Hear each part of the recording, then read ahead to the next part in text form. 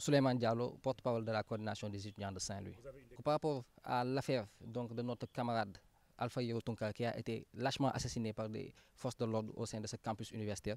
Donc d'abord dire qu'il y a une campagne d'intimidation qui est faite à l'endroit de la famille. Donc actuellement, figurez-vous que depuis lors, on ne peut pas avoir à disposition le corps pour pouvoir l'inhumer parce que tout simplement, il n'y a pas le rapport d'autopsie qui a été donné à la famille. Et la famille refuse catégoriquement d'inhumer ce corps-là tant qu'il n'y a pas ce rapport d'autopsie-là qui est disponible. Et depuis lors aussi, il y a énormément de choses qui se font. D'abord, pour faire l'autopsie, ils ont été obligés d'amener le corps à Dakar, ce que nous jugeons déjà impertinent dans la mesure où ils pouvaient réquisitionner un médecin légiste pour venir le faire à Saint-Louis. Après cela, la levée du corps devait se passer au niveau de Saint-Louis. Donc les éléments qui ont été avancés par le gouverneur de la région, c'est que quand le corps viendra au niveau de Saint-Louis, les étudiants vont être en mouvement. On sait très bien que c'est ce qui est archi faux, parce que nous ne pouvons pas pleurer un camarade, essayer de faire la levée du corps et en même temps nous battre contre les forces de l'ordre. Ça, c'est une chose qui est quasi impossible. Au-delà de cela, donc hier, avant-hier même, il y a eu donc des pressions qui ont été faites à l'endroit de l'oncle du défunt. Donc pour le forcer à inhumer, donc avant même que les étudiants puissent être au courant. Donc nous jugeons qu'il y a peut-être tentative de dissimulation de preuves par rapport à cet acte-là. Ce que l'oncle a catégoriquement refusé parce que pour lui, il est impossible d'inhumer ce camarade-là tant que le rapport d'autopsie n'est pas valable. Parce que dès lors qu'on a à inhumer notre camarade, il n'y aura pas de contre-expertise possible par rapport à ce rapport d'autopsie-là. Donc au-delà de cela, il y avait eu une ambulance de la gendarmerie qui était venue pour lui dire que nous allons prendre le corps et nous allons l'enterrer. Ce que l'oncle a encore une fois refusé et ce que la coordination des étudiants de Saint-Louis lui demande toujours de refuser. Maintenant, au-delà de cela, il y a eu aussi d'autres actions qui se sont passées. Il y a eu des individus qui sont en train de sillonner les chaînes de télé pour dire que les étudiants ont affirmé que les forces de l'ordre n'étaient pas présentes, ce qui est archi faux.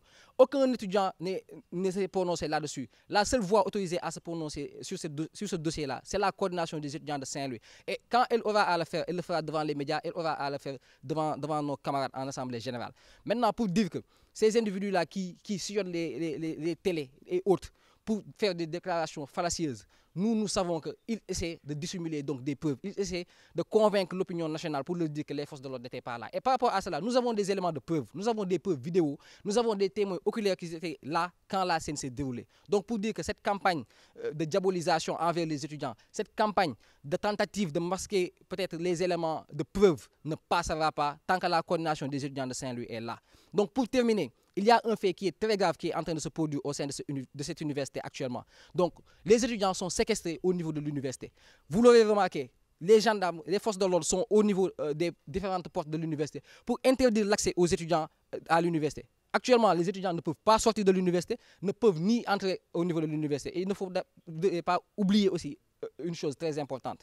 Hier, c'était Mardi Gras. Donc, c'était le moment de lancer le carême pour nos camarades chrétiens. Ils les ont interdits de pouvoir sortir de l'université et d'aller au niveau de l'église, ce qui est totalement inacceptable pour la coordination des étudiants de Saint-Louis. Aujourd'hui aussi, ces mêmes camarades donc, sont en train de suivre le carême. Ils doivent aller à l'église pour faire leur prière.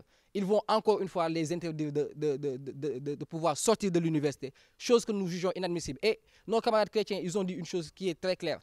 Si les forces de l'ordre refusent de les laisser sortir, quitte à marcher sur le cadavre, eux, ils vont sortir. Et pour ne pas qu'on en arrive encore à une situation où il y aurait peut-être des blessés graves ou même des étudiants qui sont morts, nous demandons à l'opinion internationale et l'opinion nationale de pouvoir être au courant de la situation qui est actuellement de sévir au sein de l'université Gaston Berger de Saint-Louis. Parce qu'il ne faudrait pas oublier aussi, en sus peut-être de notre camarade Alpha qui a été tué, il y a un autre camarade qui, depuis samedi passé, est en réanimation. Il a même été transféré à Dakar pour qu'on puisse suivre son cas. Donc pour dire qu'il y a énormément de choses qui se font et depuis lors, il n'y a pas les autorités de la région qui se sont prononcées par rapport à ces mesures liberticides et dangereuses de ces forces de l'ordre-là qui sont en train de mener.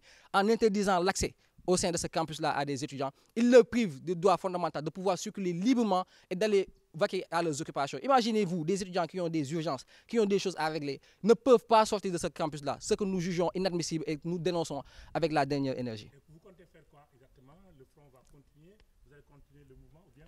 Par rapport à ce mouvement, c'est un mouvement qui ne va pas s'arrêter parce que nous avons été clairs là-dessus. Il faut d'abord qu'il y ait des choses qui se font. Il faut d'abord que la lumière soit faite par rapport à ce dossier, que tous ces éléments de preuve-là puissent être divulgués au grand jour, qu'il n'y ait pas de dissimulation de preuves. Au-delà de cela, nous réclamons que justice soit faite pour ce camarade-là et aussi pour notre camarade Mohamedou Fallo Sène qui depuis lors, il n'y a pas eu d'avancée majeure par rapport à ce dossier-là. Au-delà de cela, il y a la famille à prendre en charge.